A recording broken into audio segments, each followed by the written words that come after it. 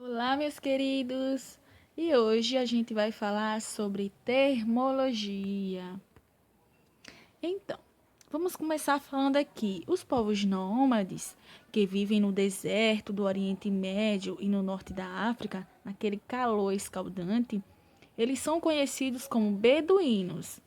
Já as populações encontradas nas regiões mais geladas da Terra, como a Sibéria, o Alasca, a Groenlândia, são povos indígenas denominados esquimós ou inuites.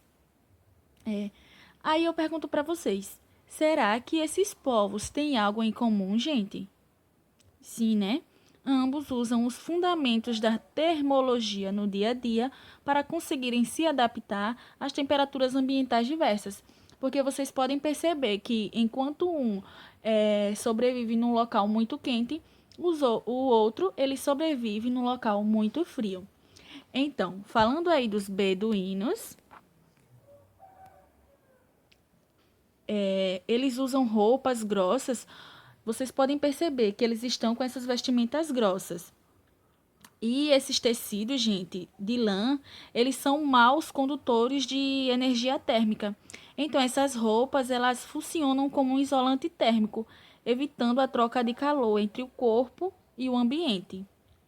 Já, gente, aqui, ó, esses povos aqui, que são conhecidos como os inuites ou os esquimós, vocês podem ver aqui essa construção que eles usam para se abrigar.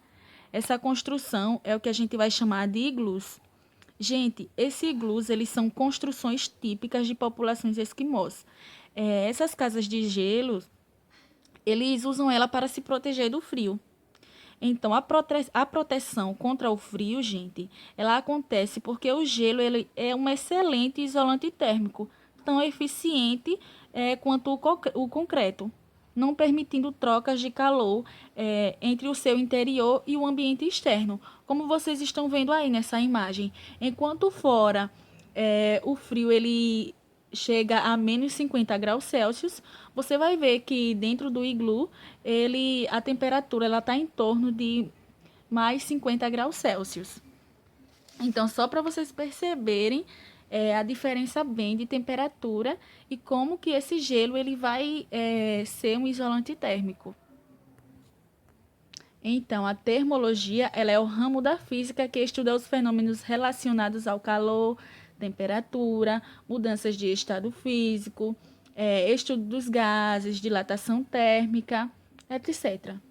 Essa termologia, gente, ela pode ser dividida em três partes. A termometria, que ela é responsável por estudar a temperatura e as escalas termométricas, como o Celsius, Fahrenheit, Kelvin. A calorimetria, que é a área que estuda as trocas de calor entre os corpos.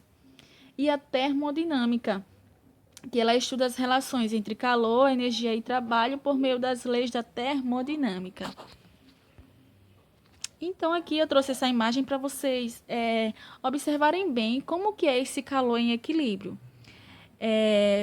Gente, calor e equilíbrio térmico é a propriedade em que dois ou mais corpos em contato térmico eles atingem a mesma temperatura.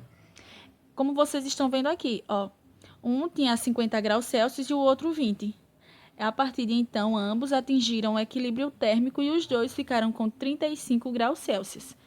Então, a energia térmica em trânsito, gente, ela flui espontaneamente do corpo de maior temperatura para o corpo de menor temperatura.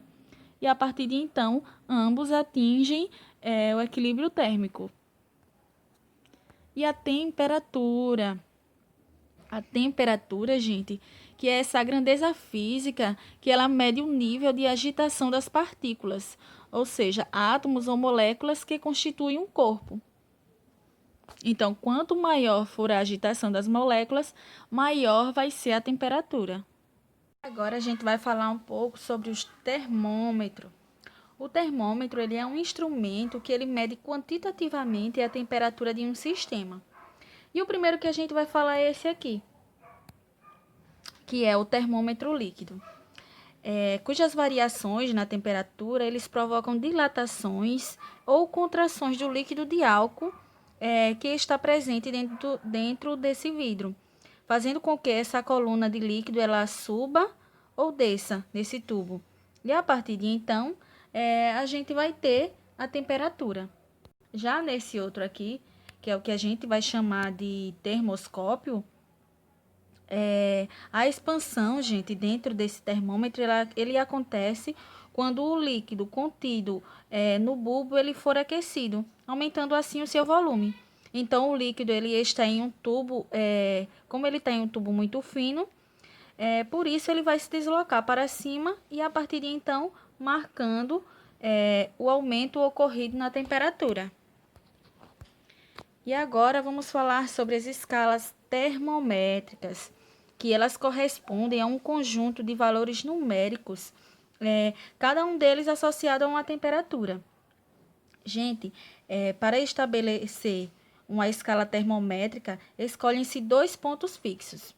O primeiro ponto fixo, ele corresponde à temperatura de fusão do gelo sob pressão normal, que é uma TM, chamado de ponto do gelo. Gente, fusão é quando o gelo ele vai passar do estado sólido para líquido.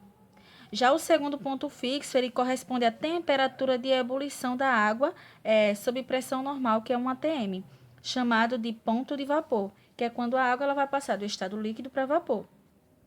E a primeira escala que a gente vai falar é essa aí que vocês estão vendo, que é a escala Celsius, na qual a gente vai utilizar o grau Celsius. E nela, gente, o 0 grau Celsius, que é esse aqui, o 0 grau Celsius, é a temperatura de fusão do gelo.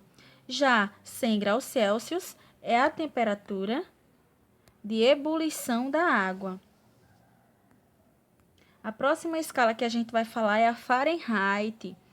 Na escala Fahrenheit, gente, 32 graus Fahrenheit é o ponto de fusão do gelo.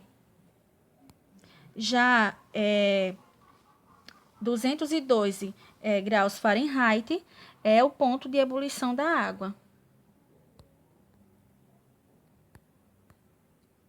E a próxima que a gente vai falar, que é a escala Kelvin. Na escala Kelvin, gente, o ponto de fusão do gelo é de 273 Kelvin. E já o de ebulição da água, ele é de 373 Kelvin. Mas aí a gente pode se perguntar, e essa relação aí entre as escalas? Então, gente, as 3 escalas termométricas, elas são exatamente iguais. Elas são diferentes apenas na graduação, ou seja, a distância entre os pontos fixos.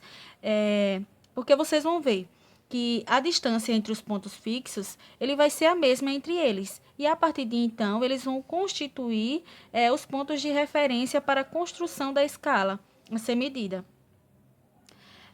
Então, vocês vão perceber que as substâncias termométricas, quando elas forem colocadas em um ambiente e submetidas a variações de temperatura, elas vão sofrer variações iguais no termômetro.